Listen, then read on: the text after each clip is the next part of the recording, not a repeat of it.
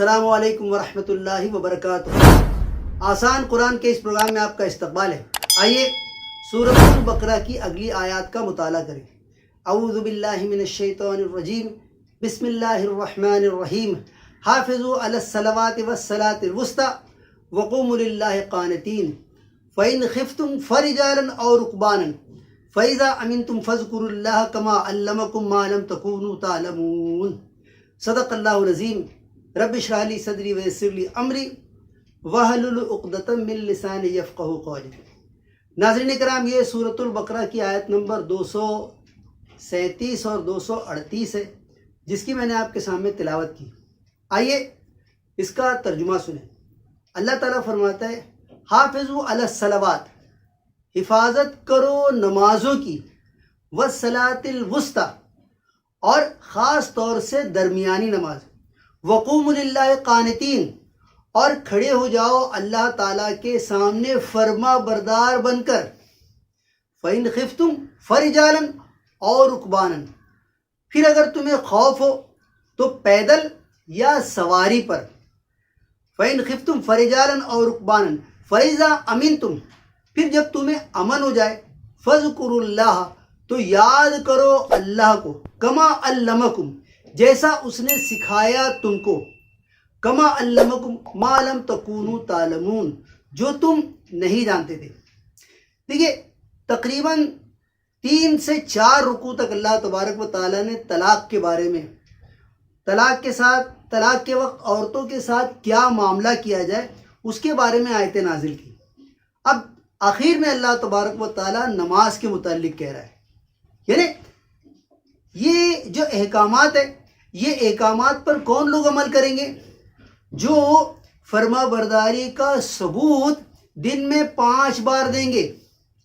जो 5 बार फर्मा बरदारी का सबूत देंगे, उन्हीं से तो तवक्को की जा सकती है कि वो अहकामात पर अमल करेंगे, है ना।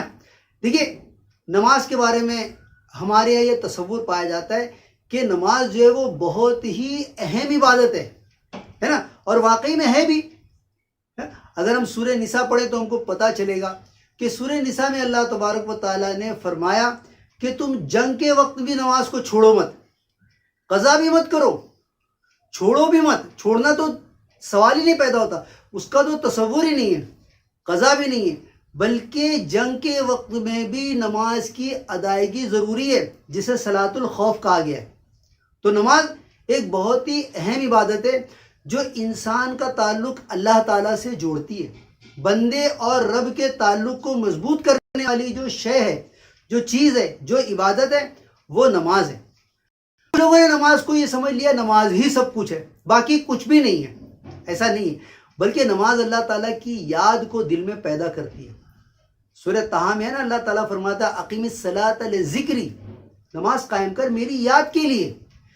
अगर दिलो दिमाग में अल्लाह ताला की याद होगी तो बंदा कभी कोई गलत काम नहीं करेगा, कभी ज़्यादती नहीं करेगा, कभी जुल्म नहीं करेगा, कभी नाइंसाफ़ी नहीं करेगा। इसलिए अल्लाह तबारक व ताला ने आखिर में नमाज का हुक्म दिया। आइए इसकी हल्की सी तशरीह सुने।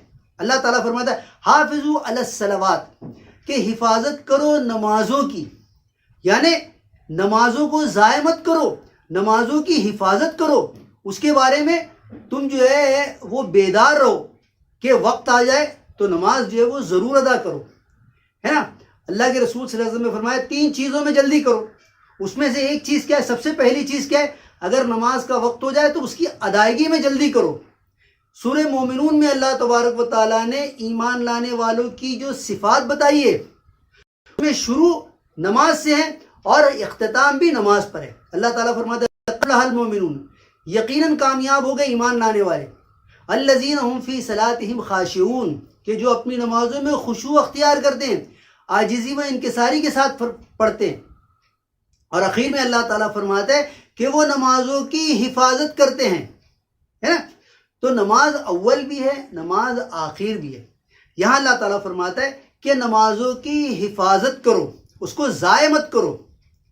वस्सलातिल वुस्ता, और ख़ास तौर से दरमियानी नमाज। दरमियानी नमाज कौन सी है? दरमियानी नमाज जो है वो असर की नमाज है ना। आप सल्लल्लाहु अलैहि वसल्लम से भी ये बात साबित है کہ صلاۃ الوسطیٰ جو ہے وہ آپ صلی اللہ علیہ وسلم نے عصر کی نماز کو ہی کہا. اور ہم دیکھتے ہیں کہ کاروباری مصروفیت عصر کی نماز کے وقت جو ہے وہ زیادہ ہو جاتی ہے، اس لیے اللہ تبارک و تعالیٰ نے عصر کی نماز کا اہتمام کرنے کے لیے کہا. دیکھیے فجر میں تو سارے لوگ گھر میں ہوتے ہیں، یہ اور بات ہے کہ فجر کی نماز میں بہت سارے لوگ غائب ہوتے ہیں، لیکن آدمی فجر کی نماز جو ہے وہ ادا کر سکتا ہے، وہ سستی اور کاہلی کی وجہ سے کرتا. ظہر کی نماز میں کھانا کھانے کے لیے سب لوگ بیٹھتے ہیں تو ظہر کی جو ہے وہ پڑھتے ہی ہیں. عام طور سے ہمارے یہاں سب سے زیادہ رش مغرب کی نماز میں ہوتا ہے، اور عشاء کی نماز میں تو سب لوگ فارغ رہتے ہیں. عصر کی نماز کا وقت ایسا ہے کہ اس میں آدمی کی کاروباری مصروفیت، دن کے اختتام پر جو ہے وہ دیگر مصروفیتیں ہوتی ہیں. تو اللہ تبارک و تعالیٰ فرماتا ہے خاص طور سے درمیانی نماز. پھر اس کے بعد اللہ تعالیٰ فرماتا ہے وقوموا للہ قانتین، اور کھڑے ہو جاؤ اللہ تعالیٰ کے سامنے فرما برداروں کی طرح.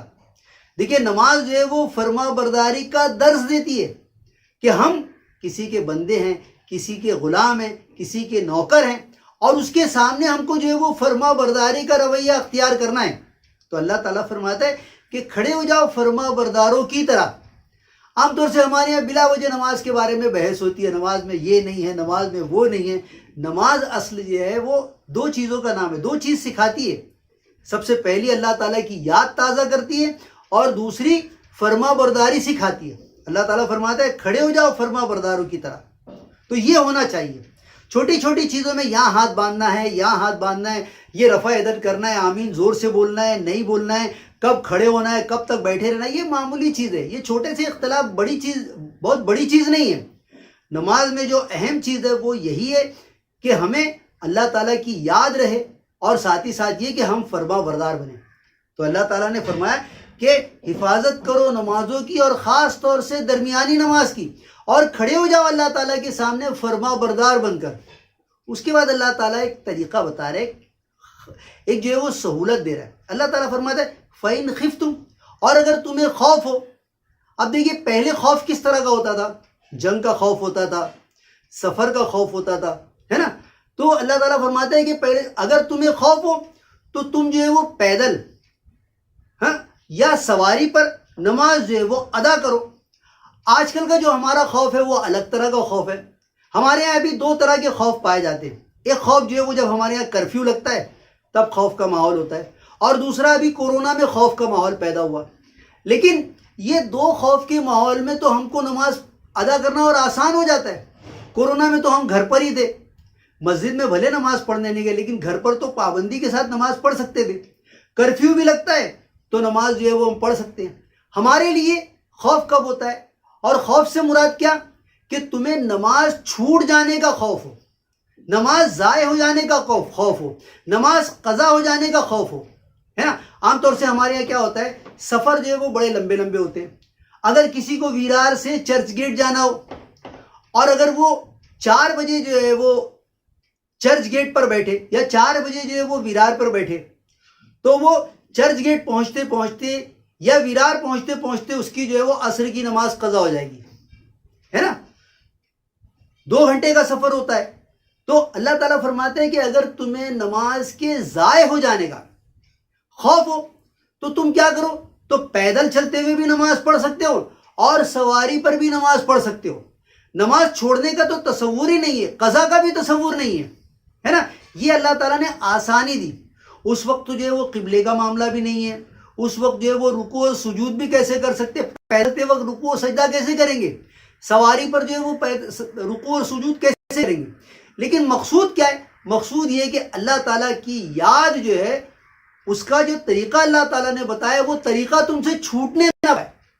تو اللہ تعالیٰ فرماتا ہے فَإِنْ خِفْتُمْ، اگر تمہیں خوف ہو، یعنی نماز کے ضائع ہو جانے کا خوف ہو، تو پیدل ہو یا سواری پر ہو. فَإِنْ خِفْتُمْ فَرِجَالًا أَوْ رُكْبَانًا.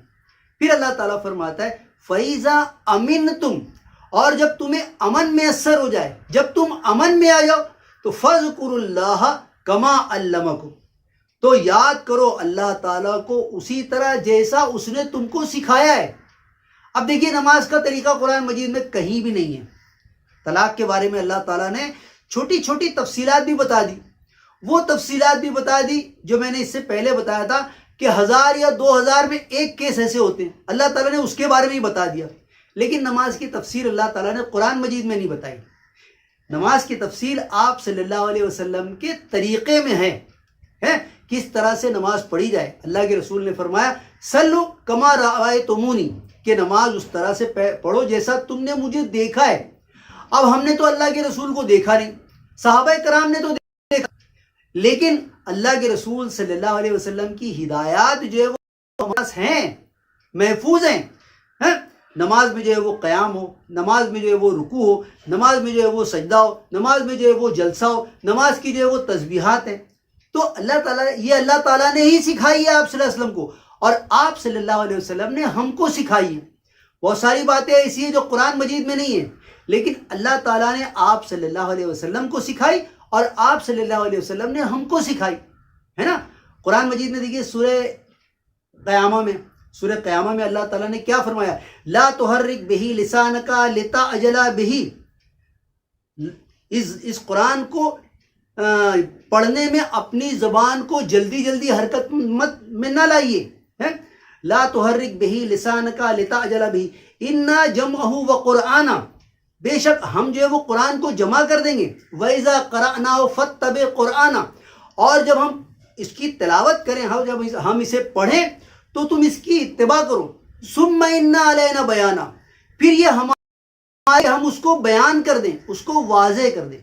تو اللہ تعالیٰ نے آپ صلی اللہ علیہ وسلم کو سکھایا اور آپ صلی اللہ علیہ وسلم نے ہم کو سکھایا، ہے نا۔ تو اللہ تعالیٰ فرماتا ہے جب تمہیں امن میسر ہو جائے، جب کسی طرح کا خوف نہیں ہو، تب تم نماز اسی طرح پڑھو جس طرح سے تم کو سکھایا گیا ہے، یعنی رکوع بھی کرو، سجدے بھی کرو، جلسے بھی کرو، ایک دم اطمینان کے ساتھ نماز پڑھو۔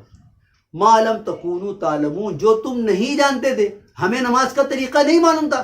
اگر کوئی شخص یہ کہے کہ نماز جو ہے وہ اس طریقے سے نہیں پڑھی جائے بلکہ اس طریقے سے پڑھی جائے، اس طریقے سے پڑھیں گے تو زیادہ فائدہ ہوگا، تو ایسی نماز جو ہے وہ قبول نہیں ہوگی۔ نماز وہی قبول ہوگی جو اللہ کے رسول صلی اللہ علیہ وسلم نے ہم کو سکھائی ہے، ہم کو بتائی ہے نا۔ تو ان دو آیتوں میں اللہ تبارک و تعالیٰ نے نماز کی اہمیت، نماز کی فرضیت، اور نماز میں اگر کوئی، نماز کی ادائیگی میں اگر ہمیں کوئی تکلیف ہے، خوف ہے، چھوٹ جانے کا خوف ہے، تو اللہ تعالیٰ نے ہم کو جو ہے وہ رخصت، ہم کو جو ہے وہ سہولت دی ہے، تو اس سہولت کا ہم استعمال کریں، اور ساتھ ہی ساتھ یہ کہ نماز ہم اسی طرح پڑھیں جس طرح سے اللہ کے رسول صلی اللہ علیہ وسلم نے پڑھی ہے۔